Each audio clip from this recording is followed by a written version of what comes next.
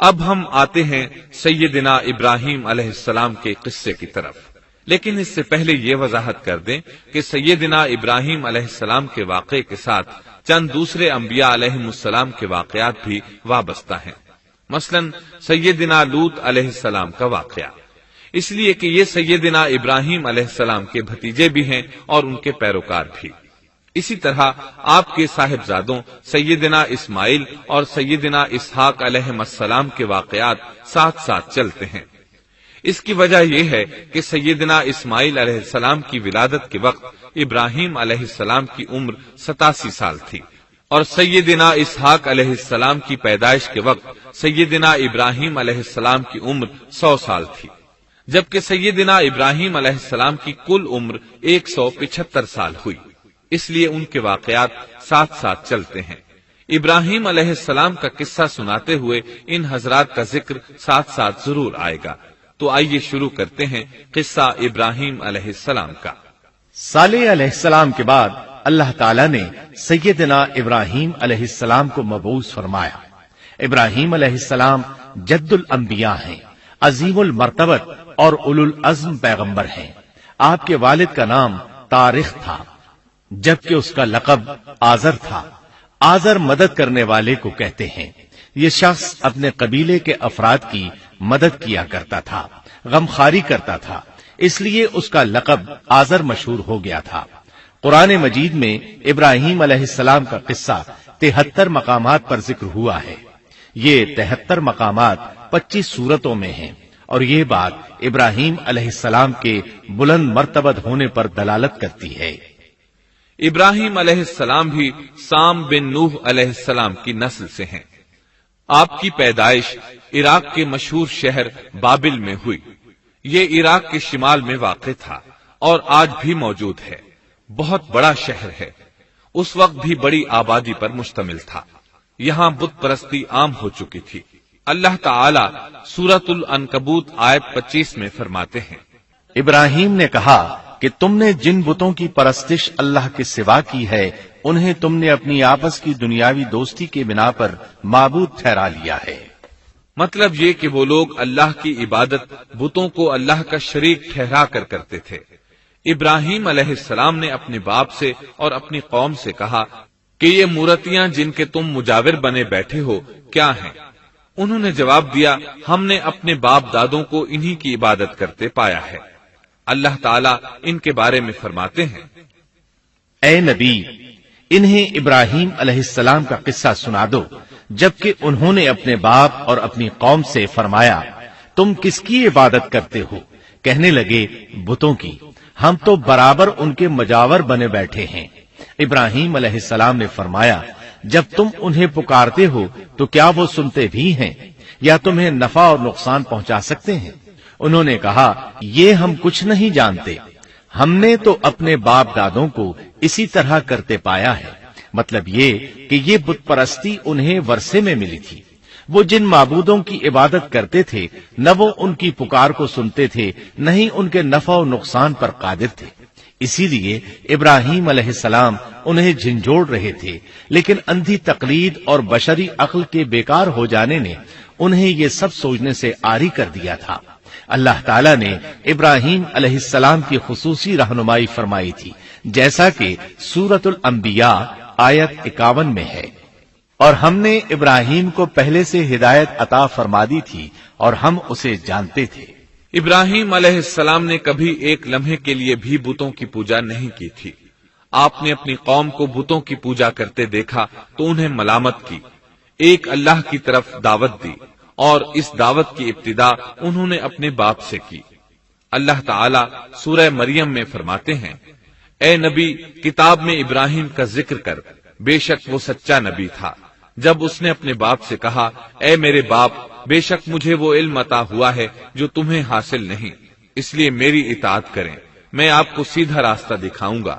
اے میرے باپ، شیطان کی عبادت نہ کریں، بے شک شیطان اللہ کا نافرمان ہے۔ ان بتوں کی عبادت گویا شیطان کی عبادت ہے، اس لیے آپ نے ان معبودوں کو شیطان سے تعبیر کیا۔ فرمایا، اے میرے باپ، بے شک مجھے خوف ہے کہ تم پر اللہ کا عذاب آئے، پھر تم شیطان کے ساتھی ہو جاؤ۔ باپ نے ان کی بات سن کر کہا، اے ابراہیم، کیا تو میرے معبودوں سے پھرا ہوا ہے؟ البتہ اگر تو باز نہ آیا تو میں تجھے سنسار کر دوں گا، اور تو مجھ سے ایک مدت تک دور ہو جا، یعنی مجھ سے اتنا دور ہو جا کہ کبھی مجھے نظر نہ آئے۔ ابراہیم علیہ السلام نے اپنے باپ پر نرمی اور مہربانی کرتے ہوئے ان سے کہا، آپ پر سلامتی ہو، میں اپنے رب سے آپ کے لیے بخشش طلب کرتا رہوں گا۔ لیکن جب بعد میں ان پر واضح ہو گیا کہ وہ تو اللہ کا دشمن ہے تو ابراہیم علیہ السلام اس سے بے تعلق ہو گئے۔ سورہ توبہ آیت 114 میں اللہ فرماتے ہیں، اور ابراہیم کا اپنے والد کے لیے بخشش طلب کرنا ایک وعدے کی وجہ سے تھا جو وہ اس سے کر چکے تھے، لیکن جب انہیں معلوم ہو گیا کہ وہ اللہ کا دشمن ہے تو اس سے بیزار ہو گئے۔ بے شک ابراہیم بڑے نرم اور تحمل والے تھے۔ کسی ایماندار کے لیے جائز نہیں کہ وہ کسی کافر کے لیے دعائے مغفرت کرے، بلکہ مومن پر حرام ہے کہ وہ کسی کافر یا عیسائی وغیرہ کے لیے مغفرت طلب کرے یا اس سے یہ کہے کہ اللہ تجھ پر رحم کرے۔ ابراہیم علیہ السلام کے والد نے انہیں دھمکی دی تھی کہ اگر تم اس دعوت سے باز نہ آئے تو میں تمہیں سنسار کر دوں گا۔ اس کے جواب میں ابراہیم علیہ السلام اپنے والد کے ساتھ انتہائی شفقت سے پیش آئے اور اس سے کہنے لگے، میں آپ کے لیے اپنے رب سے استغفار کرتا رہوں گا، اس لیے کہ آپ اپنے والد پر بے حد مہربان تھے۔ اسی لیے اللہ تعالیٰ بھی ابراہیم علیہ السلام پر بے حد مہربان تھے، اور آپ کا لقب خلیل الرحمن رکھ دیا گیا۔ خلت محبت کا وہ انتہائی درجہ ہے جس کے ساتھ دل محبت سے بھر جاتا ہے، یعنی وہ بہت سے لوگوں سے بڑھ کر اللہ تعالیٰ کو محبوب تھے۔ والد کے سخت جواب کے بعد ابراہیم علیہ السلام نے ان سے علیحدگی اختیار کر لی اور انہیں مخاطب کر کے فرمایا، میں تمہیں چھوڑتا ہوں اور جنہیں تم اللہ کے سوا پکارتے ہو ان کو بھی چھوڑتا ہوں، میں اپنے رب کو پکاروں گا، مجھے امید ہے میں اپنے رب کو پکار کر محروم نہیں رہوں گا۔ آپ اللہ کے پیارے اور پسندیدہ نبی تھے۔ جب آپ نے اپنی قوم کو توحید کی دعوت دی اس وقت آپ نوجوان تھے، آپ کی عمر 16 سال تھی۔ ساتھ میں آپ اس بات پر غور و فکر بھی کرتے کہ آخر یہ لوگ بتوں کی پوجا کیوں کرتے ہیں۔ آپ کا دل ان کے شرک پر بہت کوڑتا۔ آخر آپ نے مصمم ارادہ کر لیا کہ اس شر اور فساد کی جڑ کو کاٹ کر رہیں گے، یعنی ان بتوں کو توڑ کر رہیں گے۔ آپ اپنی قوم کو بتوں کو توڑ دینے کی دھمکی دیتے رہے۔ اس دھمکی کا ذکر اللہ تعالیٰ نے سورۃ الانبیاء آیت 57 میں کیا ہے، اور اللہ کی قسم میں تمہارے بتوں کا علاج کروں گا جب تم پیٹھ پھیر کر جا چکے ہوگے۔ یہ بات ابراہیم علیہ السلام نے پوشیدہ نہیں اعلانیہ کہی تھی۔ آخر انتظار کا وقت ختم ہوا، عید کا دن آ پہنچا۔ عید کے دن وہ لوگ صبح سویرے گھر سے نکلنے سے پہلے کھانا پکا کر اپنے معبودوں کے سامنے رکھ دیتے، پھر شہر سے باہر ایک میدان میں جمع ہوتے، وہاں کھیلتے کودتے خوشیاں مناتے، ناز سے چلتے پھرتے اور کھانا کھاتے۔ شام کو گھروں کی طرف آتے، صبح بتوں کے پاس جو کھانا رکھ گئے تھے اس کو اٹھاتے اور تبرک سمجھ کر کھا جاتے۔ اپنے معمول کے مطابق انہوں نے عید کی تیاری کر لی، لیکن ابراہیم علیہ السلام تیار نہ ہوئے، اس لیے کہ وہ تو ان کے ساتھ جانے کا ارادہ ہی نہیں رکھتے تھے۔ وہ لوگ جانے سے پہلے ابراہیم علیہ السلام کے پاس آئے اور کہنے لگے، کیا آپ ہمارے ساتھ نہیں جائیں گے؟ سیدنا ابراہیم علیہ السلام نے آسمان کی طرف نگاہ کی اور فرمایا، میں بیمار ہوں۔ یہ تمام واقعہ سورۃ الانبیاء آیات 51 تا 58 میں بیان ہوا ہے۔ یقیناً ہم نے ابراہیم کو پہلے سے ہدایت فرما دی تھی اور ہم اسے جانتے تھے، جبکہ اس نے اپنے باپ سے اور اپنی قوم سے کہا کہ یہ مورتیاں جن کے تم مجاور بنے بیٹھے ہو کیا ہیں؟ سب نے کہا، ہم نے اپنے باپ دادوں کو انہی کی عبادت کرتے پایا ہے۔ آپ نے فرمایا، پھر تو تم اور تمہارے باپ دادا سبھی یقیناً کھلی گمراہی میں مبتلا رہے۔ کہنے لگے، کیا آپ سچ مچ ہمارے پاس حق لائے ہیں یا یوں ہی مذاق کر رہے ہیں؟ آپ نے فرمایا، نہیں نہیں، در حقیقت تم سب کا پروردگار تو وہ ہے جو آسمان و زمین کا مالک ہے، جس نے انہیں پیدا کیا ہے۔ میں تو ایسی بات کا گواہ اور قائل ہوں، اور اللہ کی قسم میں تمہارے ان معبودوں کا علاج تمہاری غیر موجودگی میں کروں گا۔ پس اس نے ان سب کے ٹکڑے کر دیے، البتہ صرف بڑے بت کو چھوڑ دیا، یہ اس لیے کیا کہ وہ سب اس کی طرف لوٹے۔ ابراہیم علیہ السلام نے لوگوں کے ساتھ عیدگاہ جانے سے انکار کیا اور عذر پیش کیا کہ وہ بیمار ہیں۔ وہ لوگ آپ کو چھوڑ کر چلے گئے۔ بعد میں ابراہیم علیہ السلام ان بتوں کے پاس گئے، دیکھا کہ ان کے سامنے کھانا پڑا ہے۔ چونکہ سب لوگ کھانا لائے تھے اس لیے یہ کھانا بہت زیادہ تھا، لیکن ان جھوٹے معبودوں نے اسے کھانا تو درکنار اس کو چھوا تک نہ تھا۔ ابراہیم علیہ السلام نے انہیں مخاطب کر کے کہا، یہ اتنا کھانا تمہارے سامنے پڑا ہے، تم اس کو کھاتے کیوں نہیں؟ تمہیں کیا ہو گیا کہ بات تک نہیں کرتے؟ پھر پوری قوت سے دائیں ہاتھ سے کلہاڑا مار کر ان کے ٹکڑے ٹکڑے کر دیے، لیکن بڑے بت کو چھوڑ دیا تاکہ سب اسی کی طرف رجوع کریں۔ تمام چھوٹے بتوں کو توڑ کر کلہاڑا اس بڑے بت کے کندھے پر رکھ دیا۔ مشرکین میلے سے لوٹے تو دیکھا ان کے سارے معبود اوندھے منہ ٹوٹے پھوٹے پڑے ہیں، ان کے تمام معبودوں کو توڑ دیا گیا تھا۔ وہ حیران رہ گئے کہ یہ کیسے ہو گیا، کس نے کیا؟ کہنے لگے، یہ کام کس ظالم کا ہے، اس نے ہمارے معبودوں کی توہین کی ہے۔ اس وقت جن لوگوں نے ابراہیم علیہ السلام کا وہ کلام سنا تھا انہیں ان کا خیال آ گیا، کہنے لگے، وہ نوجوان جس کا نام ابراہیم ہے اسے ہم نے اپنے بتوں کی مذمت کرتے سنا ہے۔ اللہ کی قدرت کہ ابراہیم علیہ السلام کا جو مقصد تھا وہ خود بخود پورا ہو رہا تھا۔ قوم کے لوگ مشورہ کر رہے تھے کہ سب کو جمع کرو اور اسے بلاؤ، پھر اسے سزا دو۔ چنانچہ تمام اہل باطل چھوٹے بڑے جمع ہو گئے، کارروائی شروع ہو گئی۔ کہنے لگے، اے ابراہیم، ہمارے معبودوں کے ساتھ یہ لغو حرکت تو نے کی ہے۔ ابراہیم علیہ السلام نے جواب دیا، یہ کام تو اس بڑے بت کا ہے، مجھ سے کیوں پوچھتے ہو؟ تم اپنے معبودوں سے کیوں نہیں پوچھ لیتے کہ ان کے ٹکڑے کس نے اڑائے ہیں؟ ابراہیم علیہ السلام کا جواب سن کر وہ سب سوچ میں پڑ گئے، پھر کہنے لگے، ہم نے بڑی غلطی کی، اپنے معبودوں کے پاس کسی کو حفاظت کے لیے نہیں چھوڑا۔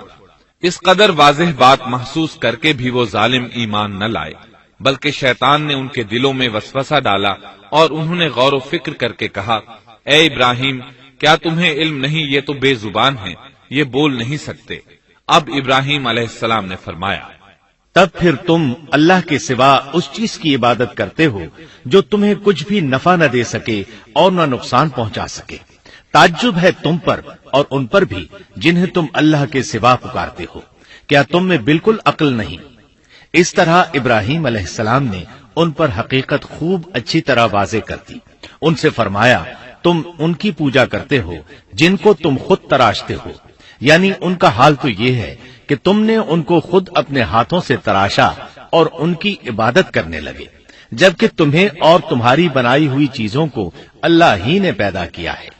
ابراہیم علیہ السلام نے ایک کلہاڑے کی مدد سے ان سب بتوں کو تہس نہس کر دیا تھا۔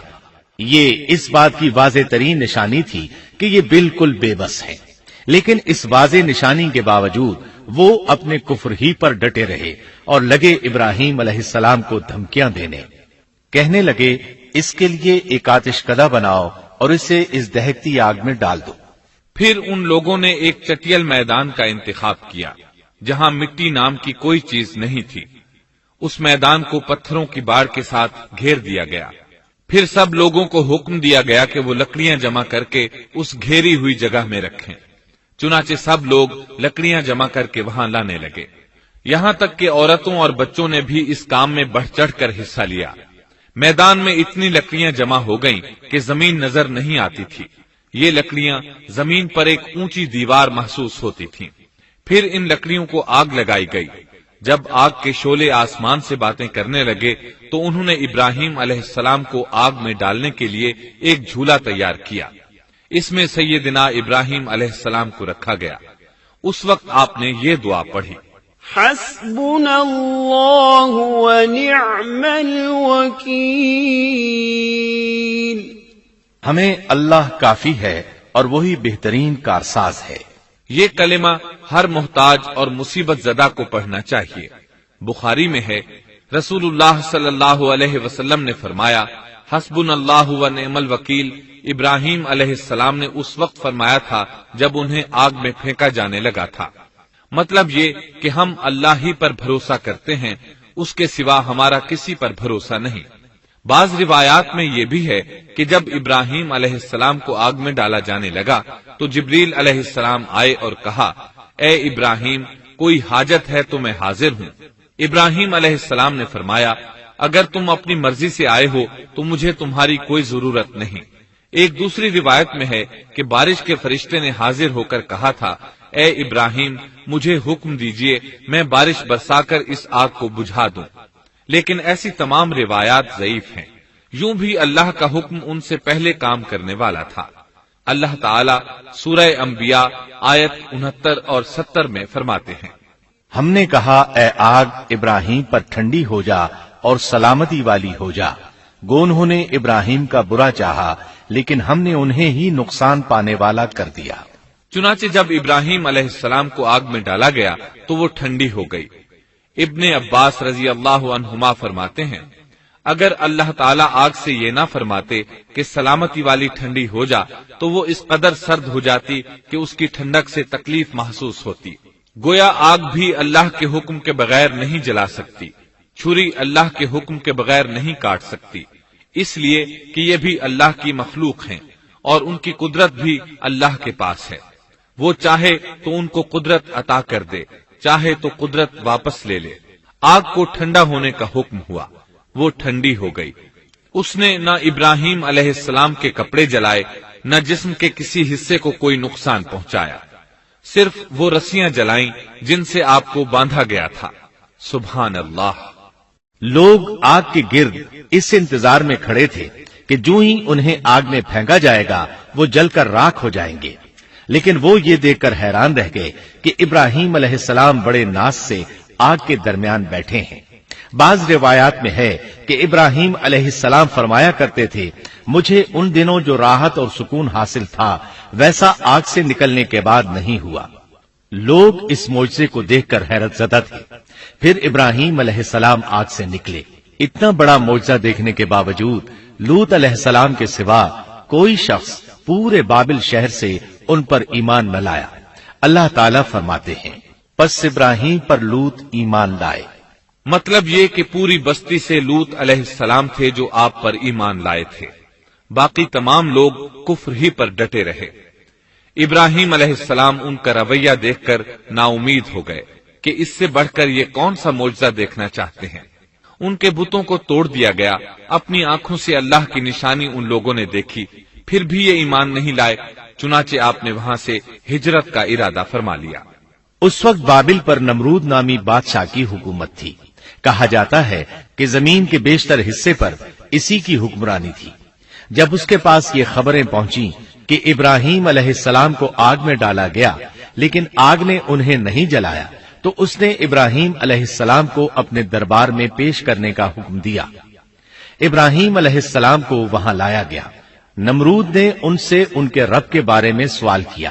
اللہ تعالیٰ سورۃ البقرہ آیت 258 میں فرماتے ہیں، کیا تو نے اس شخص کو نہیں دیکھا جس نے ابراہیم سے اس کے رب کے متعلق جھگڑا کیا اس لیے کہ اللہ نے اسے سلطنت دی تھی۔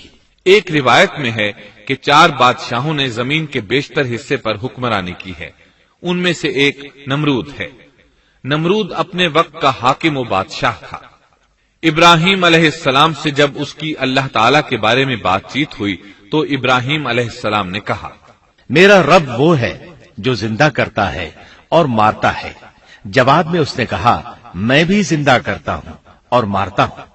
چنانچہ اس نے حکم دیا کہ جیل سے 2 آدمیوں کو لے آؤ۔ جیل سے 2 ایسے آدمیوں کو لایا گیا جن کے لیے سزائے موت کا فیصلہ ہو چکا تھا۔ اس نے ان میں سے ایک کے قتل کا حکم دیا، دوسرے کو معاف کر دیا۔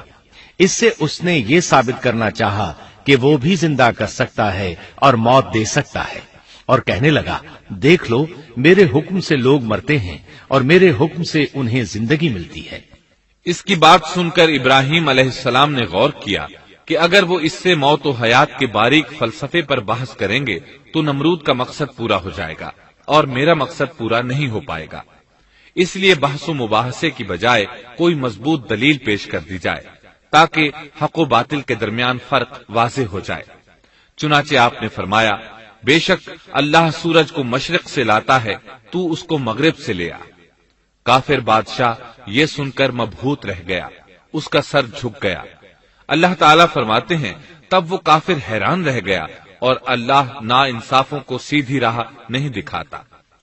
ان تمام باتوں کے بعد نمرود کو یہ معلوم کرنے کی ضرورت نہیں رہی کہ ابراہیم علیہ السلام آگ سے کیسے نجات پا گئے، کیونکہ حقیقت اس پر آشکار ہو چکی تھی۔ وہ جان گیا تھا کہ اصل معاملہ کیا ہے۔ چنانچہ اس نے ابراہیم علیہ السلام سے کہا، آپ اس ملک سے نکل جائیے، ہم آپ کو یہاں نہیں رہنے دیں گے۔ ابراہیم علیہ السلام نے عراق کو خیرباد کہا اور شام کی طرف ہجرت کر گئے۔ یہاں آ کر وہ حران نامی بستی میں مقیم ہوئے۔ اسی جگہ آپ نے اپنے چچا ہاران کی بیٹی سیدہ سارہ علیہ السلام سے شادی کی۔ اللہ تعالیٰ اس ہجرت کے بارے میں فرماتے ہیں، اور ہم اسے یعنی ابراہیم اور لوط کو بچا کر اس زمین کی طرف لے آئے جس میں ہم نے جہان کے لیے برکت رکھی تھی۔ جب آپ حران کے مقام پر پہنچے تو وہیں ٹھہر گئے، وہیں رہنے لگے۔ یہاں آ کر آپ کا شمار بنو حران میں ہونے لگا۔ آپ لوگوں کو اسی شہر میں رہنے کی دعوت دیتے۔ اس شہر کے لوگ بتوں کی پوجا نہیں کرتے تھے بلکہ ستاروں کو پوجتے تھے۔ ابراہیم علیہ السلام نے جب ان کی یہ حالت دیکھی تو ارادہ کر لیا کہ ان لوگوں کو بتائیں گے کہ ستاروں کی عبادت کرنا باطل ہے۔ یہ لوگ چونکہ نجوم پرست تھے اس لیے ان کی عبادت کا وقت رات کو ہوتا تھا، اور یہ لوگ رات کے وقت عبادت کرتے تھے کیونکہ ان کے معبود یعنی ستارے رات ہی کو طلوع ہوتے ہیں۔ چنانچہ ابراہیم علیہ السلام انہیں یہ دکھانے کے لیے کہ ان چیزوں کی عبادت باطل ہے ایک دن ان کے ساتھ نکلے۔ اللہ نے آسمان کے دروازے کھول دیے تو ابراہیم علیہ السلام نے چاند، ستاروں، سیاروں اور آسمان و زمین کی سلطنت کو دیکھا۔ اللہ تعالیٰ نے ابراہیم علیہ السلام سے تمام پردے ختم کر دیے جو عام طور پر لوگوں کی آنکھوں پر ہوتے ہیں، اور انہوں نے وہ کچھ دیکھا جسے آج کی رصد گاہیں بھی نہیں دیکھ سکتی۔ اللہ تعالیٰ سورۃ الانعام آیت 75 میں فرماتے ہیں، اور اسی طرح ہم نے ابراہیم کو آسمان اور زمین کی سلطنت کا مشاہدہ کرا دیا تاکہ وہ یقین کرنے والوں میں سے ہو جائے۔ بعض مفسرین نے لکھا ہے کہ یہ سب کچھ اللہ تعالیٰ نے ابراہیم علیہ السلام کو اس لیے دکھایا تھا کہ وہ ستاروں کی پرستش کرتے تھے۔ پھر اللہ تعالیٰ نے اپنی عبادت کی طرف ان کی رہنمائی فرمائی۔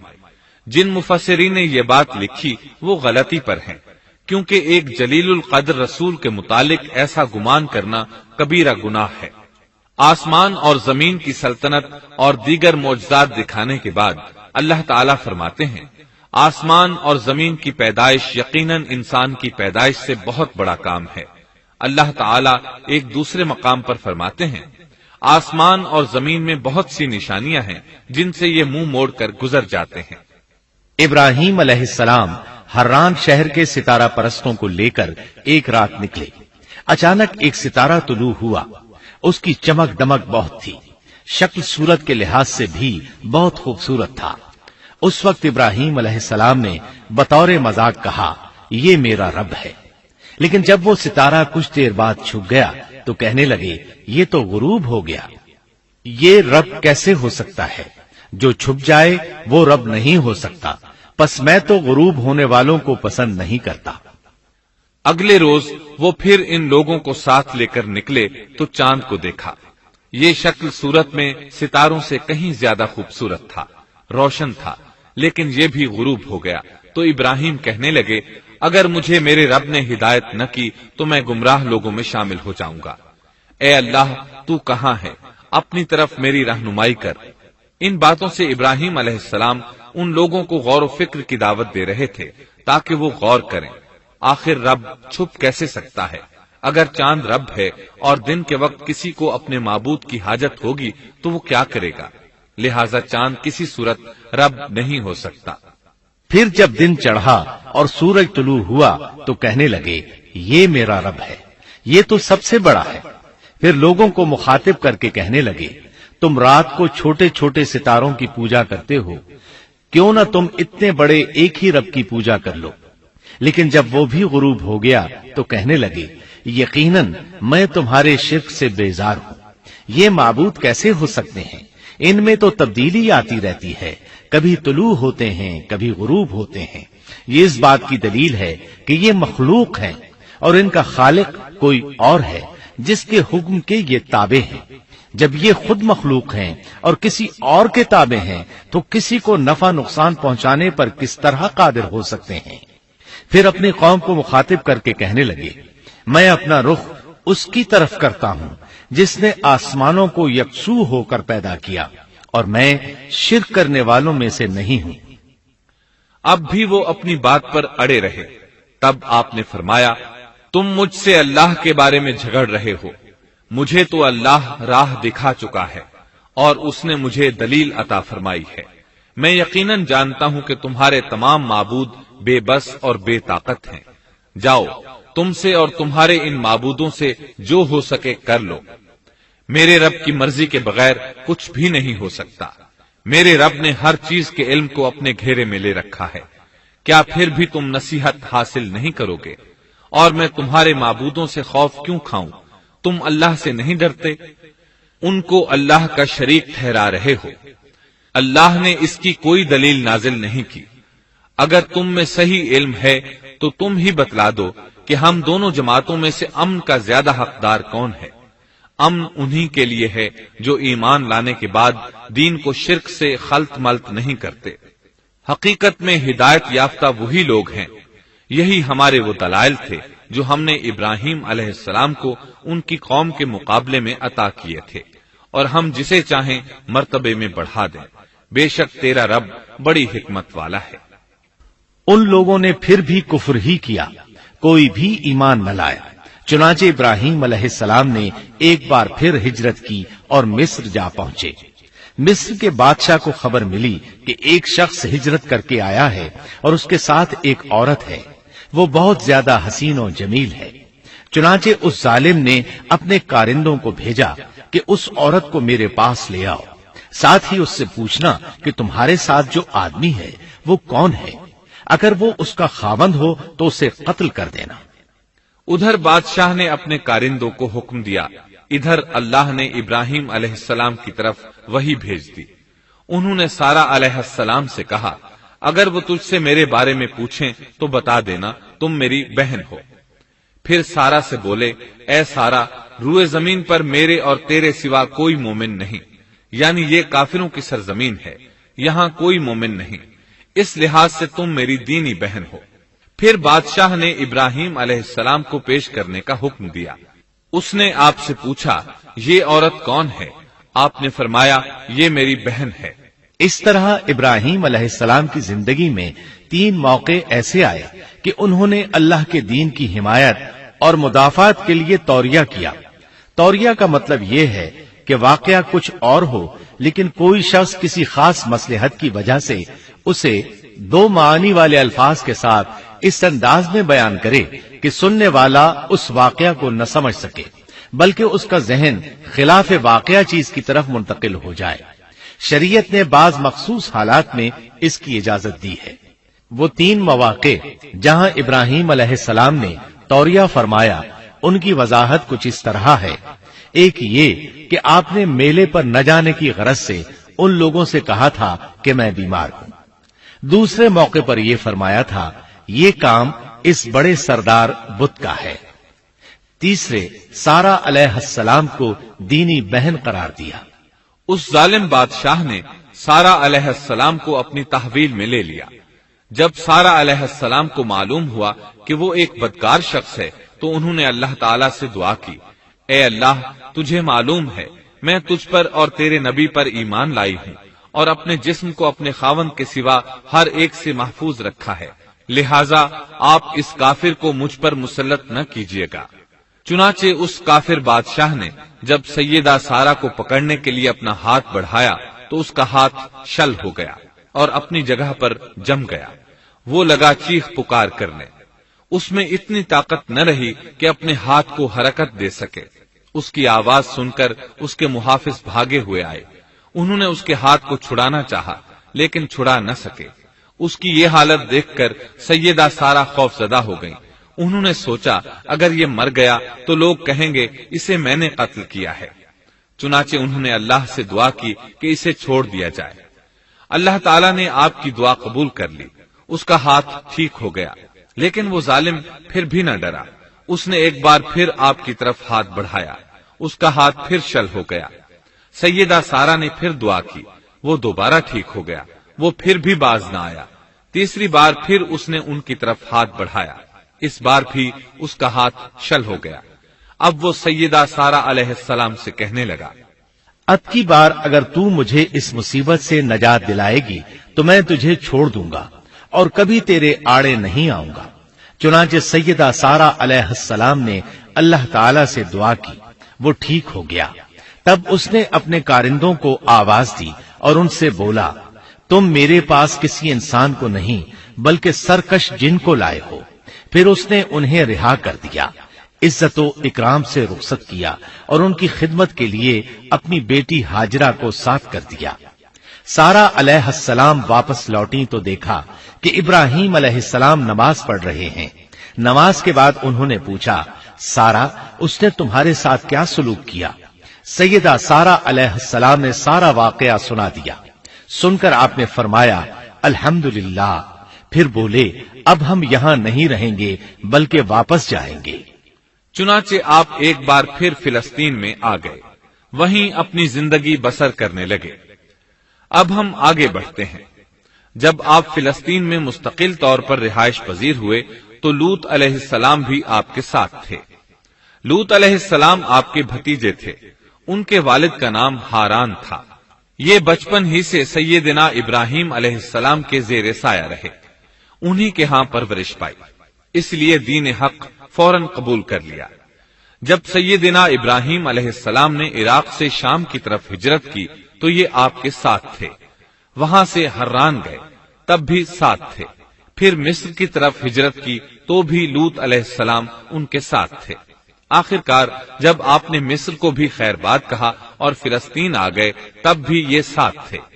اب ابراہیم علیہ السلام نے لوط علیہ السلام کو حکم دیا کہ وہ بستی سدوم کی طرف چلے جائیں، اس لیے کہ اس بستی کے لوگ کفر کی انتہائی گہرائی میں جا چکے ہیں، انہیں کفر و شرک سے نکالنے کے لیے وہاں جائیں، انہیں اللہ کے احکام سنائیں، اللہ کی طرف دعوت دیں۔ چنانچہ لوط علیہ السلام تو اس طرف روانہ ہو گئے اور ادھر فلسطین میں صرف 3 مسلمان رہ گئے، ابراہیم علیہ السلام، ان کی زوجہ محترمہ سیدہ سارہ اور سیدہ ہاجرہ علیہم السلام۔ وہیں رہائش پذیر رہے اور لوگوں کو مسلسل اللہ کی طرف دعوت دیتے رہے، یہاں یہ بے شمار مال و دولت کے بھی مالک بن گئے۔ جب ان کی عمر 85 یا 86 سال ہوئی تو سارہ علیہ السلام نے سوچا، میں بانجھ ہوں، میرے خاوند بوڑھے ہیں لیکن اولاد کی تمنا ہے، تو کیوں نہ میں اپنی لونڈی ہاجرہ ہدیے اور تحفے کے طور پر ابراہیم علیہ السلام کو دے دوں۔ چنانچہ ہاجرہ ابراہیم علیہ السلام کو مل گئیں، انہوں نے ان سے شادی کر لی۔ اللہ رب العزت نے جلد ہی ان کے وطن سے آپ کو اسماعیل علیہ السلام عطا فرمائے۔ ہاجرہ علیہ السلام کے ماں بننے پر اور ان کی اولاد کو دیکھ کر سیدہ سارہ علیہ السلام کو فطری طور پر غیرت کا احساس ہوا۔ اللہ کی قدرت دیکھیے، خود ہی انہیں ہاجرہ کو تحفے میں دیا تاکہ اولاد حاصل ہو، اور جب وہ ماں بن گئیں تو اب غیرت محسوس کر رہی ہیں۔ اپنی اس کیفیت سے مجبور ہو کر سیدہ سارہ نے ابراہیم علیہ السلام سے کہا، آپ مجھے اس کے ساتھ ایک جگہ پر نہ رکھیں۔ مورخین اور سیرت نگار لکھتے ہیں کہ ہاجرہ علیہ السلام ایک نطاق پہنا کرتی تھی، یعنی وہ جسم کے درمیان ایک لمبا کپڑا لٹکا لیتی تھیں تاکہ وہ کپڑا گھسٹ گھسٹ کر قدموں کے نشانات مٹا دے اور سارہ کو نظر نہ آئے، کیونکہ سارہ غیرت کی حد کو پہنچ چکی تھی۔ ابراہیم علیہ السلام نے جب سارہ علیہ السلام کے اندر غیرت کے آثار دیکھے تو ہاجرہ کو ان کی نگاہوں سے دور کر دیا۔ ادھر اللہ کا حکم بھی نازل ہو گیا کہ اپنی بیوی ہاجرہ اور دودھ پیتے بچے اسماعیل کو ساتھ لے لیں اور مکہ کی طرف رخ کر لیں۔ ابراہیم علیہ السلام مکہ کی طرف روانہ ہوئے، یہاں تک کہ مکہ پہنچ گئے۔ یہ جگہ اس وقت بالکل ویران اور بے آباد تھی، نہ کوئی انسان تھا نہ پانی، نہ نباتات کے آثار تھے، غرض کوئی چیز نظر نہیں آتی تھی، بس پہاڑوں کے درمیان ایک بے آب و گیاہ میدان تھا۔ یہی وہ مقدس اور تاریخی وادی تھی جہاں ابراہیم علیہ السلام اپنی زوجہ اور لخت جگر کو چھوڑ کر واپس پلٹے۔ سیدہ ہاجرہ علیہ السلام کو بہت حیرت ہوئی۔ انہیں یہ امید نہیں تھی کہ ان کے خاوند انہیں ایک بے آباد جگہ تنہا چھوڑ کر چل دیں گے۔ اس پر بچے کی ذمہ داری الگ تھی، چنانچہ انہوں نے ابراہیم علیہ السلام کو آواز دی، لیکن انہوں نے مڑ کر بھی نہ دیکھا۔ اب وہ ان کے پیچھے آئیں اور قریب پہنچ کر بولی، اے ابراہیم، ہمیں کہاں چھوڑے جا رہے ہو؟ یہاں نہ پانی، نہ خوراک، نہ کوئی انسان۔ ابراہیم علیہ السلام نے پھر بھی کوئی جواب نہ دیا، کوئی پریشانی بھی ظاہر نہ کی اور چلتے رہے۔ سیدہ ہاجرہ بھی آپ کے پیچھے چلتی رہیں اور پوچھتی رہیں کہ ہمیں کس کے حوالے کر کے جا رہے ہیں؟ یہاں تو کوئی بھی جاندار نہیں، مکمل طور پر بے آباد علاقہ ہے۔ لیکن انہوں نے اب بھی کوئی توجہ نہ دی۔ آخر سیدہ ہاجرہ نے کہا، کیا آپ کو اللہ نے اس کام کا حکم دیا ہے؟ اب آپ نے جواب میں فرمایا، ہاں۔ تب سیدہ ہاجرہ بولی، اگر یہ بات ہے تو اللہ تعالی ہرگز ہمیں ضائع نہیں ہونے دے گا۔ جب انسان اللہ کے احکام کو بجا لائے تو اس کے دل سے فقر و فاقے کا خوف نکل جاتا ہے اور اللہ اسے طرح طرح کے انعامات سے نوازتا ہے۔ انسان جب تک اللہ کے احکام کو بجا لاتا رہے گا تب تک اللہ کی نصرت اور اس کی تائید شامل حال رہے گی۔ چنانچہ جوں ہی ہاجرہ علیہ السلام کو پتا چلا کہ انہیں تنہا چھوڑ جانا اللہ کے حکم کی بنا پر ہے تو فوراً یقین بھرے لہجے میں بولی، تب اللہ ہمیں ضائع نہیں کرے گا۔ یہ کہہ کر وہ اپنے شیر خوار بچے کی طرف پلٹ گئیں۔ خوراک اور پانی چند دن میں ختم ہو گئے، پانی کا ایک قطرہ پاس نہ رہا۔ اب پانی کی تلاش شروع کی، لیکن اپنے لیے تو درکنار، ماں کو بیٹے کے لیے بھی پانی نہ ملا نہ خوراک۔ اب بچہ لگا بھوک سے بلکنے، خوراک نہ ملنے کی وجہ سے ماں کا دودھ بھی خشک ہو گیا تھا۔ عورت کتنی بھی باحوصلہ ہو اپنے بچے کو بھوک سے بلکتے نہیں دیکھ سکتی۔ اب انہوں نے بچے کو وہیں چھوڑا اور تیزی سے قریبی پہاڑی صفا کی طرف لپکی۔ اوپر چڑھ کر ادھر ادھر نظر دوڑائی کہ شاید کسی طرف پانی یا خوراک نظر آ جائے یا کسی انسان کی جھلک نظر آ جائے۔ جب کچھ نظر نہ آیا تو نشیب کی طرف چلی، ساتھ میں بچے کی طرف بھی دیکھتی جاتی تھی۔ نشیب میں پہنچی تو بچہ نظروں سے اوجھل ہو گیا۔ اس پر اور بے چین ہوئی اور بلندی کی طرف دوڑی۔ اس طرح مروہ پہاڑی پر چڑھ گئیں۔ وہاں بھی چاروں طرف نگاہ دوڑائی لیکن کچھ نظر نہ آیا۔ خیال آیا کہ پھر کوشش کرنی چاہیے۔ اس خیال سے مروہ پہاڑی سے اتری اور صفا کی طرف چل دی۔ درمیان میں نشیب کی وجہ سے بچہ نظر نہ آیا تو دوڑنے لگی۔ اس طرح پھر صفا پر چڑھ گئیں۔ اللہ اکبر! ایک تو عورت ذات کمزور، پھر بھوک پیاس سے نڈھال، اس پر کس قدر سعی اور کوشش میں مصروف، وہ بھی اپنے بچے کے لیے۔ بہرحال بار بار کوشش کے خیال سے انہوں نے صفا اور مروہ پہاڑیوں کے درمیان 7 چکر لگائے۔ یہی وجہ ہے مسلمان عازمین حج صفا و مروہ کے درمیان سعی کرتے ہیں تاکہ اس واقعے کی یاد تازہ ہو جائے۔ جب وہ آخری مرتبہ مروہ پر پہنچی تو انہوں نے ایک آواز سنی۔ یہ آواز اسماعیل علیہ السلام کے قریب سے آئی تھی۔ انہوں نے پوری توجہ سے آواز کو سننے کی کوشش کی اور جلدی سے اسماعیل کے قریب پہنچی۔ کیا دیکھتی ہیں، اسماعیل کے قدموں کے نیچے سے پانی پھوٹ رہا ہے، کیونکہ جبریل علیہ السلام کو اللہ نے اس صابرہ خاتون کی مدد کے لیے بھیجا تھا۔ انہوں نے زمزم والی جگہ پر اپنا پر مارا تو اسماعیل کے قدموں کے پاس سے ایک عظیم چشمہ رحمت نمودار ہوا۔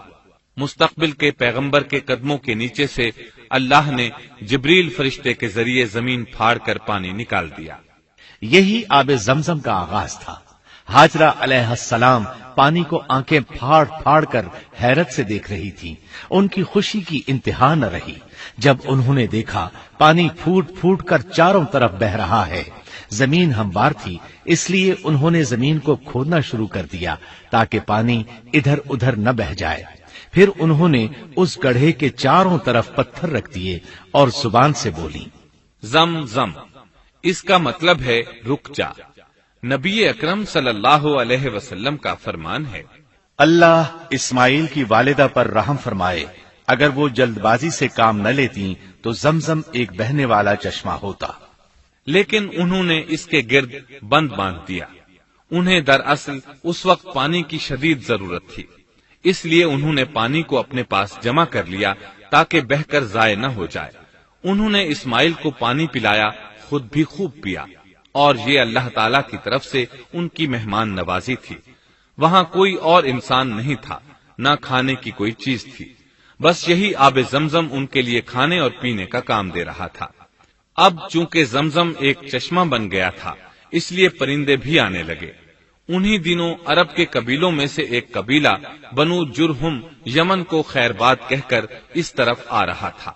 یمن میں ایک بہت بڑا ڈیم تھا، پہاڑوں کے درمیان انہوں نے پانی کو روک کر ایک بہت بڑا بند قائم کر رکھا تھا، اس سے پورا سال آسانی سے کھیتی باڑی کرتے تھے۔ اس ڈیم کی بدولت ان کا آب پاشی کا نظام بہت اچھا تھا۔ جب اس ڈیم کو اللہ تعالیٰ نے توڑا تو تمام لوگ وہاں سے منتشر ہو گئے اور جزیرہ عرب کے اطراف میں منتقل ہونے لگے۔ وہیں سے ہجرت کرنے والا ایک قبیلہ بنو جرہم تھا۔ یہ لوگ بنیادی طور پر عرب تھے۔ یہ قبیلہ سفر میں رہتا، جہاں کہیں پانی اور چراگاہ نظر آتے وہیں پڑاؤ ڈال دیتے، جب وہاں خوراک ختم ہو جاتی تو آگے سفر شروع کر دیتے۔ چونکہ وہ بہت بڑے تاجر تھے، اس بنا پر ان راستوں سے خوب واقف تھے، انہیں چشموں کا خوب علم تھا۔ ملک شام کی طرف بھی ان کی آمد و رفت تھی۔ یہ قبیلہ بنو جرہم مکہ کے قریب پہنچا تو فضا میں پرندوں کو منڈلاتے پایا۔ کہنے لگے ان پرندوں کی موجودگی میں ضرور کوئی راز ہے۔ اب انہوں نے اپنے کچھ آدمی اس طرف بھیجے۔ یہ لوگ جلد ہی چشمے تک پہنچ گئے۔ انہوں نے وہاں ایک عورت اور اس کے بچے کو پایا۔ پھر وہ لوگ ان کے پاس آئے، وہاں پڑاؤ ڈالنے کی اجازت مانگی۔ سیدہ ہاجرہ نے فرمایا، ٹھیک ہے، لیکن شرط یہ ہے کہ تمہیں اجرت ادا کرنا ہوگی۔ ان کے لیے یہ سستا سودا تھا۔ ان کے پورے قبیلے کو سامان زندگی مل رہا تھا، جبکہ صرف ایک عورت اور اس کے بیٹے کی ذمہ داری ان پر عائد ہو رہی تھی۔ انہوں نے فوراً حامی بھر لی اور وہاں رہائش اختیار کر لی۔ اس طرح یہ لوگ سیدہ ہاجرہ علیہ السلام کی معیشت کا ذریعہ بن گئے، اور اس طرح سیدنا اسماعیل علیہ السلام بنو جرہم میں پرورش پاتے رہے۔ انہوں نے ان لوگوں سے عربی سیکھ لی اور ان سے بھی زیادہ عربی دان بن گئے، فصاحت اور بلاغت سے عربی میں بات چیت کرنے لگے۔ پھر ان کی اس قبیلے میں شادی ہو گئی۔ ان کی اولاد سے عرب قوم کا آغاز ہوا۔ انہی میں سے سرور کائنات محمد صلی اللہ علیہ وسلم کی ولادت باسعادت ہوئی۔ بنو جرہم کی آمد اور آبادی ابراہیم علیہ السلام کی دعا کا نتیجہ تھی۔ جب انہوں نے اپنی بیوی اور بچے یعنی دو کمزور انسانوں کو اس ویران جگہ چھوڑا تھا تو یہ دعا مانگی تھی، اے ہمارے پروردگار، میں نے اپنی کچھ اولاد اس بے آباد جنگل میں تیرے حرمت والے گھر کے پاس بسائی ہے۔ یہاں یہ سوال پیدا ہوتا ہے کہ کیا اس وقت بیت اللہ کی تعمیر ہو چکی تھی؟ درست بات یہ ہے کہ اس وقت خانہ کعبہ کی تعمیر نہیں ہوئی تھی۔ پھر سوال پیدا ہوتا ہے کہ کیا ابراہیم علیہ السلام کے زمانے سے پہلے اس کی تعمیر ہو چکی تھی یا صرف جگہ ہی معروف تھی؟ اس بارے میں دو طرح کی روایات ہیں۔ بعض میں آتا ہے کہ صرف اس کی جگہ معروف تھی، اور بعض میں ہے کہ ابراہیم علیہ السلام سے پہلے شیس علیہ السلام نے اس کو تعمیر کیا تھا، اور وہ گردش ایام کے ساتھ ساتھ منہدم ہو کر ختم ہو گیا۔ لیکن بہرحال اس کی جگہ معلوم تھی اور وہی پہلا گھر تھا، جیسا کہ اللہ نے خبر دی ہے۔ اللہ تعالیٰ نے پہلا گھر جو لوگوں کے لیے مقرر کیا تھا وہی ہے جو مکہ میں ہے، اور وہ پوری دنیا کے لیے برکت اور ہدایت والا ہے۔ ابراہیم علیہ السلام نے اللہ تعالی سے یہ دعا مانگی تھی، اے ہمارے پروردگار، میں نے اپنی کچھ اولاد اس بے کھیتی کے جنگل میں تیرے حرمت والے گھر کے پاس بسائی ہے۔ اے ہمارے پروردگار، یہ اس لیے کہ وہ نماز قائم کریں، پس تو کچھ لوگوں کے دلوں کو ان کی طرف مائل کر دے اور انہیں پھلوں کی روزیاں عطا فرما تاکہ یہ شکر گزاری کریں۔ دن گزرتے رہے اور اسماعیل علیہ السلام بنو جرہم کے ماحول میں عمر کی منزلیں طے کرتے رہے اور وہ ہوش سنبھالنے کے قریب ہو گئے۔ ابراہیم علیہ السلام ہر سال ایک دو بار اپنے گھرانے کی دیکھ بھال کے لیے چکر لگاتے تھے۔ جب اسماعیل علیہ السلام نے ہوش سنبھالا تو ایک بار پھر ایک عظیم آزمائش کا وقت آ گیا۔ ہوا یوں کہ ایک مرتبہ ابراہیم علیہ السلام مکہ تشریف لائے، ایک جگہ آرام کے لیے بیٹھے کہ نیند کی وادی میں پہنچ گئے۔ نیند میں انہوں نے خواب دیکھا کہ اپنے لخت جگر کو اپنے ہاتھ سے ذبح کر رہے ہیں، ساتھ ہی آنکھ کھل گئی۔ ابراہیم علیہ السلام جانتے تھے کہ انبیاء کرام کے خواب حقیقت ہوتے ہیں، اللہ کی طرف سے وحی ہوتے ہیں، اور شیطان کسی صورت ان کے خواب میں نہیں آ سکتا، لہذا انہوں نے اس خواب کے مطابق عمل کرنے کا پختہ ارادہ کر لیا، کسی قسم کی پریشانی کا شکار نہ ہوئے۔ اللہ رب العزت نے اس عظیم اور تعجب خیز واقعے کا قرآن مجید میں ذکر کرتے ہوئے فرمایا، اور ابراہیم نے کہا میں تو ہجرت کر کے اپنے پروردگار کی طرف جانے والا ہوں، وہ ضرور میری رہنمائی کرے گا۔ اے میرے رب، مجھے نیک بخت اولاد عطا فرما۔ تو ہم نے ایک بردبار بچے کی بشارت دی۔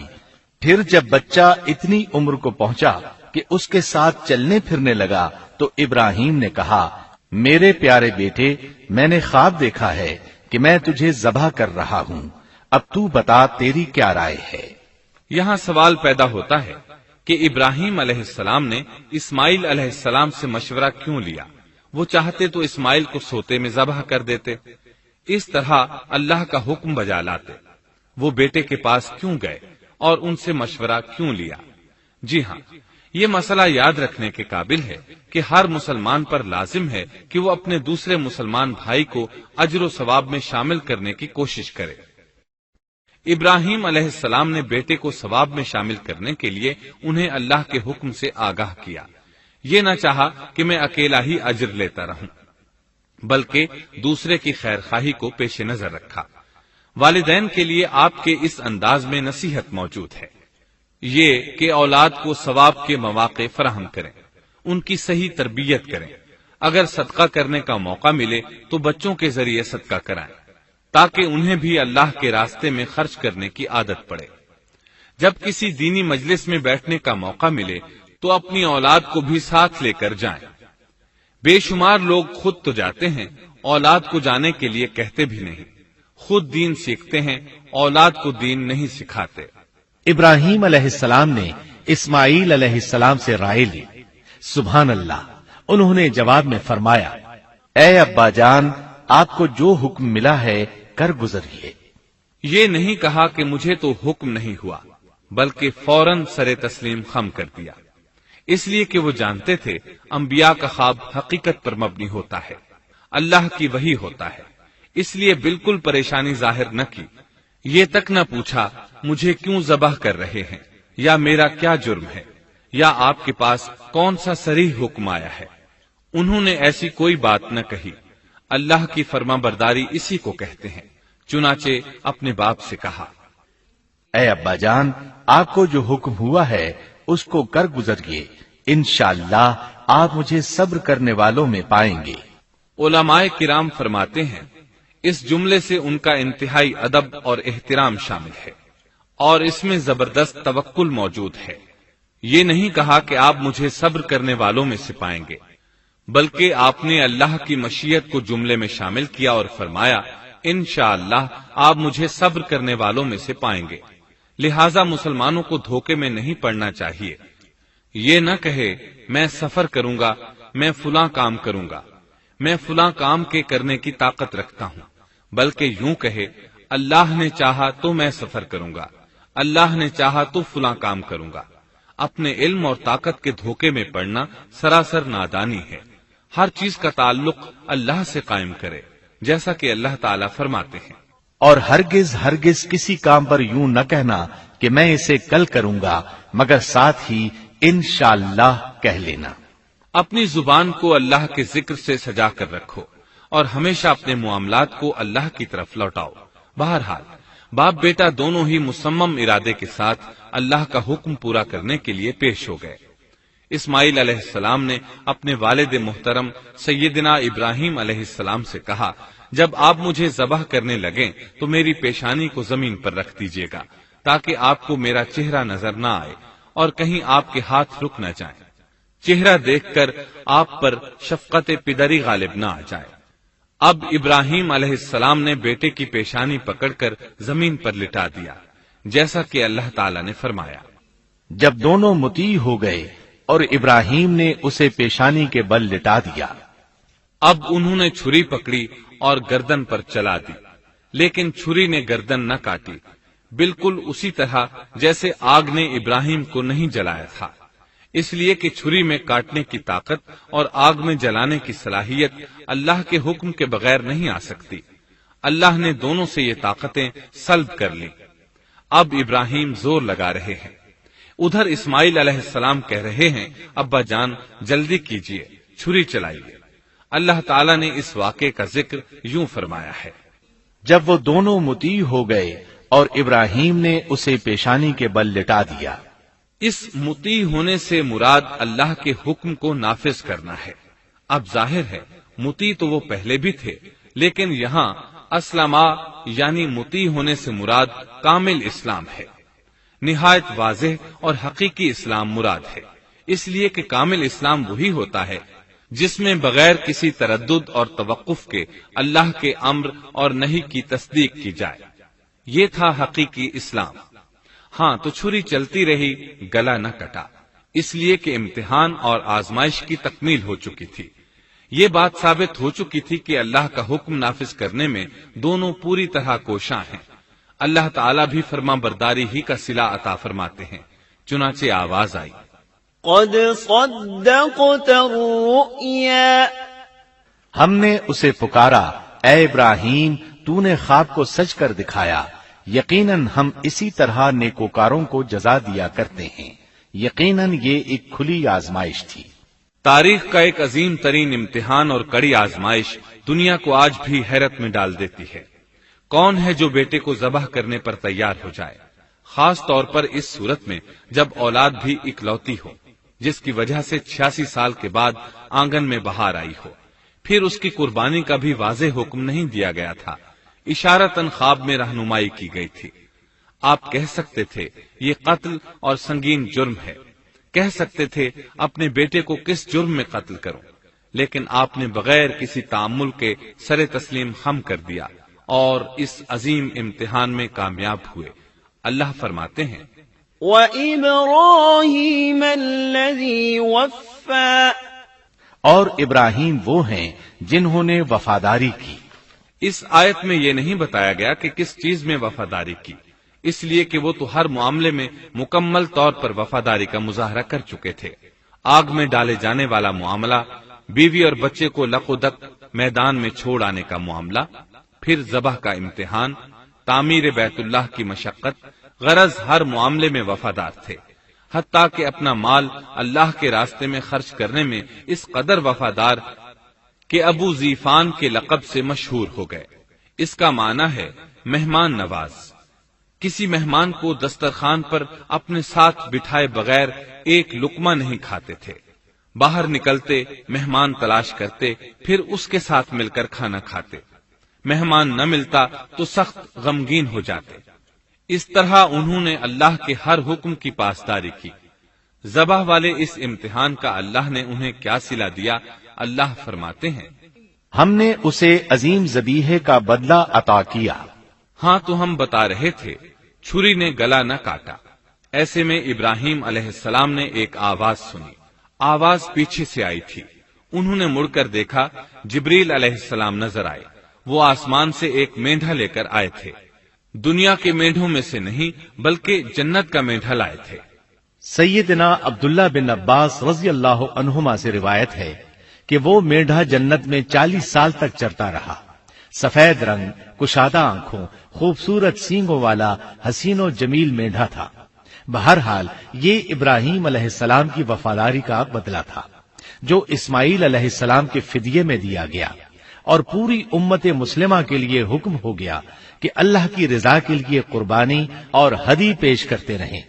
کعبے کے پاس حرم الہی میں ہر سال یہ سنت ادا کی جاتی ہے، اور ان کے ساتھ ساتھ پوری زمین کے تمام خطوں پر بسنے والے مسلمان بھی اس عظیم فرمانبرداری کی علامت کے طور پر قربانیاں پیش کرتے ہیں۔ مینڈھے کے ذکر کا مطلب یہ ہے کہ ہم سنت ابراہیمی پر گامزن ہو جائیں، یہ میڈھا ہمیں اللہ کے لیے قربانی کا سبق دیتا ہے۔ ہمیں چاہیے سنت ابراہیمی کی اقتدا کرتے ہوئے ہم اپنی جانوں، اپنی اولاد اور اپنے مالوں کو اللہ کی راہ میں قربان کرنے کے لیے تیار ہو جائیں۔ اللہ تعالیٰ فرماتے ہیں، اور ہم نے اسے عظیم ذبیحہ عطا کیا اور ہم نے اس کا پچھلوں میں ذکر خیر چھوڑا، سلامتی ہو ابراہیم پر۔ اسی طرح ہی ہم نیکوکاروں کو جزا دیتے ہیں، یقیناً وہ ہمارے مخلص بندوں میں سے تھا۔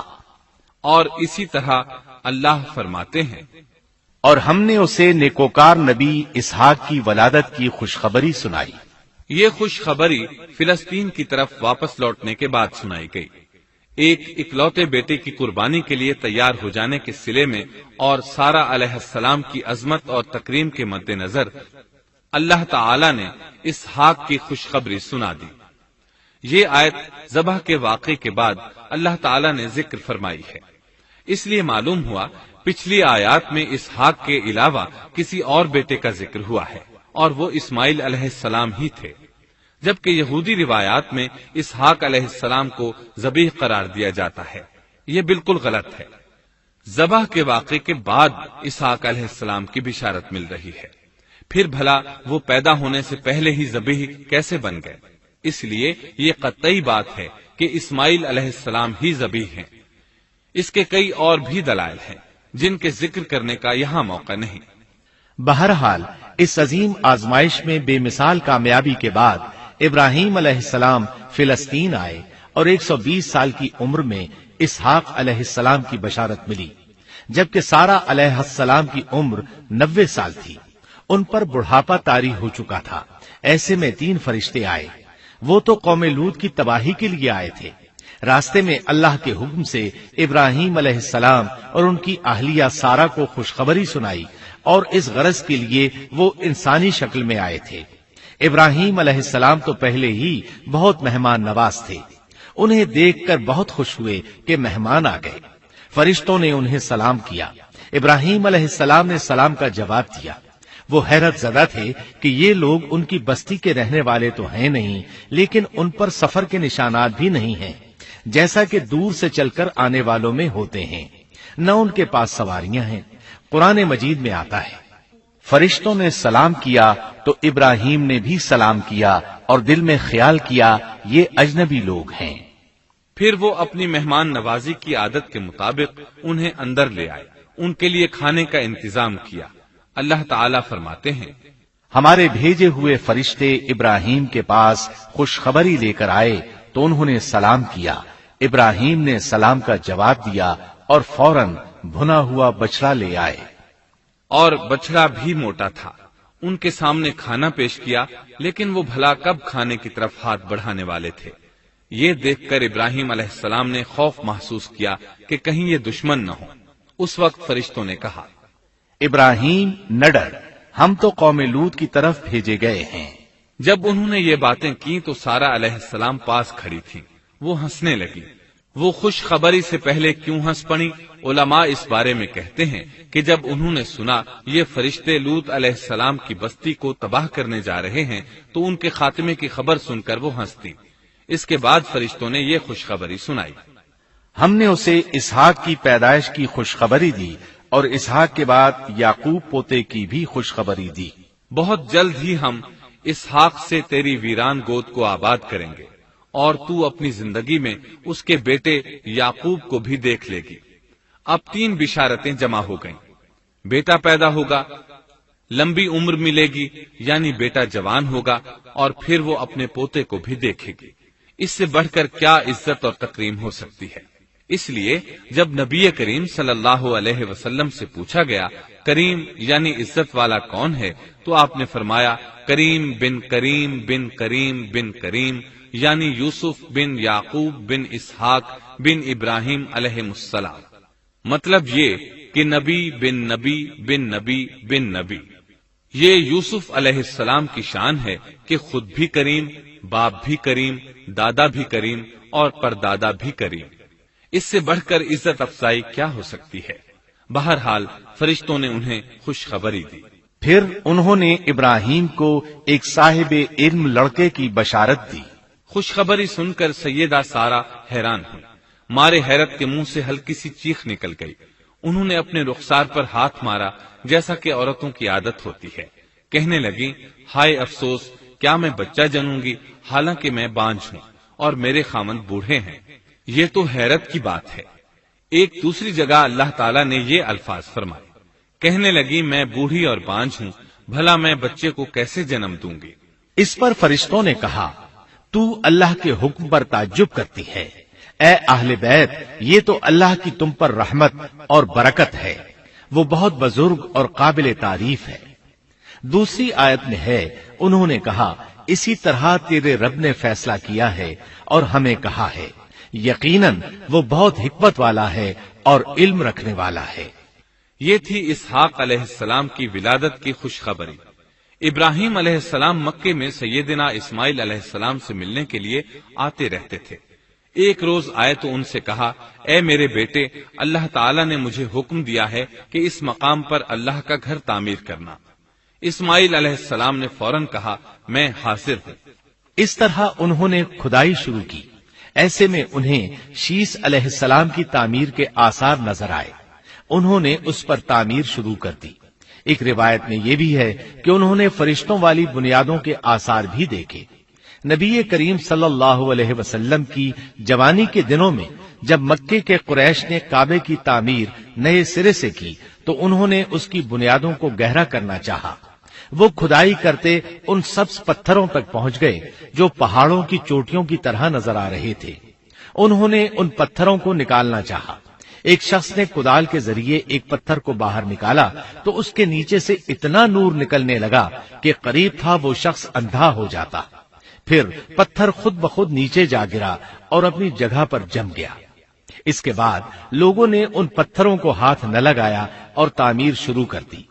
قرآن مجید میں تعمیر کعبہ اور بیت اللہ کا تذکرہ اس طرح آیا ہے، اور جب ہم نے بیت اللہ کے مکان میں ابراہیم کو جگہ دی اور فرمایا کہ میرے ساتھ شرک نہ کرنا اور میرے گھر کو طواف، قیام اور رکوع و سجود کرنے والوں کے لیے پاک رکھنا، اور فرمایا، بے شک لوگوں کے لیے جو پہلا گھر تعمیر کیا گیا ہے وہ مکہ میں ہے، وہ جہان والوں کے لیے برکت اور ہدایت کا ذریعہ ہے، اس میں واضح نشانیاں ہیں، مثلا مقام ابراہیم، تو جو کوئی حرم میں داخل ہوگا وہ امن میں آ جائے گا۔ اور فرمایا، اور یاد کرو اس وقت کو جب ابراہیم کو اس کے پروردگار نے کئی باتوں کے ذریعے آزمایا، وہ ان میں پورے اترے تو اللہ نے فرمایا، میں آپ کو تمام لوگوں کا امام بنا رہا ہوں۔ ابراہیم نے کہا، اے میرے رب، میری اولاد میں سے بھی امام بنائیے۔ جواب میں اللہ نے فرمایا، میرا امامت کا وعدہ ظالم لوگوں کے لیے نہیں ہے۔ اور اس وقت کو یاد کرو جب ہم نے بیت اللہ کو ثواب اور امن کی جگہ بنا دیا اور لوگوں نے مقام ابراہیم کو جائے نماز بنا لیا۔ ہم نے ابراہیم کو حکم دیا کہ میرے گھر کو طواف، اعتکاف، رکوع اور سجود کے لیے پاک رکھو، اور وہ وقت بھی یاد رکھو جب ابراہیم نے دعا کی، اے پروردگار، اس شہر کو امن والا بنا دے اور اس کے مومن بندوں کو پھلوں کا رزق عطا کر۔ اللہ تعالیٰ نے فرمایا، میں کافروں کو بھی تھوڑا فائدہ دوں گا، پھر انہیں آگ کے عذاب کی طرف بے بس کر دوں گا، یہ پہنچنے کی جگہ بری ہے۔ اور وہ وقت یاد کرو جب ابراہیم اور اسماعیل بیت اللہ کی بنیادوں کو بلند کر رہے تھے اور دعا مانگ رہے تھے، اے ہمارے رب، ہماری محنت کو قبول فرما، تو دعا کو سننے والا، جاننے والا ہے، اور ہمیں اپنا فرما بردار بنا، ہماری اولاد میں سے بھی ایک فرما بردار گروہ بنا، اور ہمیں عبادت کا طریقہ سکھا اور ہم پر رجوع فرما، کیونکہ تو ہی توبہ قبول کرنے اور رحم فرمانے والا ہے۔ اے ہمارے رب، ان لوگوں میں انہی میں سے ایک رسول بھیج جو ان پر تیری آیات کی تلاوت کرے اور انہیں کتاب و حکمت سکھائے، انہیں پاک کرے، یقیناً تو غالب حکمت والا ہے۔ تعمیر کے دوران جب ابراہیم علیہ السلام اس مقام تک پہنچے جہاں آج حجر اسود ہے تو اللہ تعالیٰ نے جنت سے ایک سفید پتھر بھیجا۔ حدیث میں ہے یہ پتھر نہایت سفید تھا، اب سیاہ ہو گیا ہے۔ انسانوں کی غلطیاں اس کے سیاہ ہونے کا سبب بنی۔ جب دیواریں انسانی قد کے برابر ہو گئیں تو اسماعیل علیہ السلام ایک پتھر لے آئے۔ اب ابراہیم علیہ السلام اس پتھر پر کھڑے ہوئے۔ وہ ننگے پاؤں تھے۔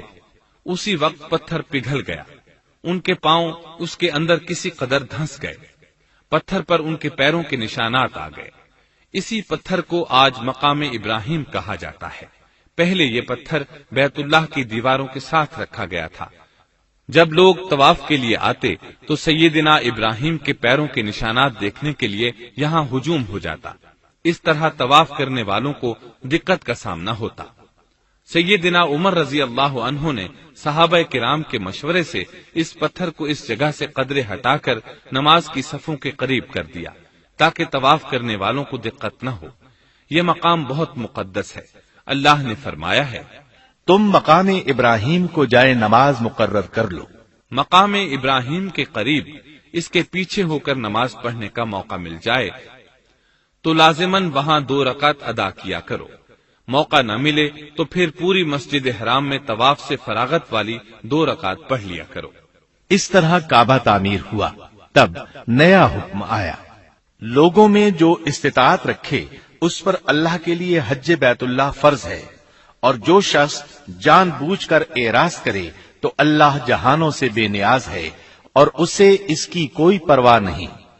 ادھر ابراہیم علیہ السلام کو اللہ تعالی کی طرف سے اشارہ ہوا، لوگوں میں حج کا اعلان کر دیں۔ ابراہیم علیہ السلام کہنے لگے، اللہ میری آواز بھلا کس کس تک پہنچے گی؟ جواب آیا، آپ کے ذمے آواز لگانا ہے، پہنچانا ہمارا کام ہے۔ چنانچہ آپ عرفات کے ایک پہاڑ پر چڑھے اور آواز لگائی، لوگو بیت الحرام کا حج کرو۔ اللہ تعالیٰ نے معجزانہ طور پر یہ آواز تمام انسانوں تک پہنچا دی، خواہ وہ پیدا ہوئے تھے یا نہیں۔ دوسرا معجزہ یہ ہوا کہ اللہ نے بیت اللہ اور اس کے حج کی محبت لوگوں کے دلوں میں ڈال دی۔